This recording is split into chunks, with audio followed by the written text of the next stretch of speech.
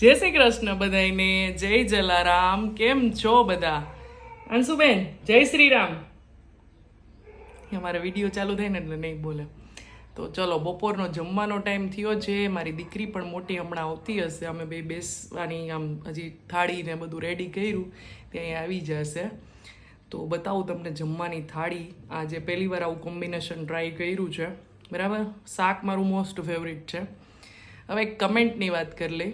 2 દિવસ પહેલાં મેં છે ને ઢોકળીના શાકનો વિડીયો મૂક્યો હતો. હા, ઓકે. ઢોકળીના શાકનો વિડીયો મૂક્યો હતો. એમાં એક કમેન્ટ આવી હતી કે આ શાક જોઈને હોટલવાળા હોય ને, જે કાઠિયાવાડી હોટલવાળા, એ લોકો બેભાન થઈ જશે અને હોટલ બંધ કરી દેશે, બરાબર. એટલે ઘણીવાર આમની કમેન્ટ આવે છે.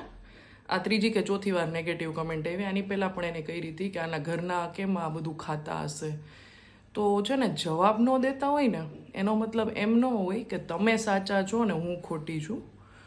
તમારા લેવલ સુધી, એના નીચેના લેવલ સુધી અમારે જવું ન હોય, એટલે જવાબ ન દેતા હોય, બરાબર.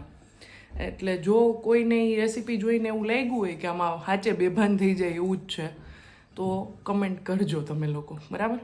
ચલો બતાવો આજની થાળી. ચાલો, આજે જમવામાં છે મસ્ત કડક કડક રોટલો. મને છે ને આવો કડક ભાવે. ગુવાર બટેટાનું શાક છે, અને આ છે ભાતે છે બેટા. પપૈયાનો ચીરનો સંભારો છે, કાચું મરચું છે, ડુંગળી છે. ક્યારેય લેતી નથી, આજે વળી બપોરે ટ્રાય કરી. રાત્રે હોય. છાશ છે અને આમાં ભાત છે.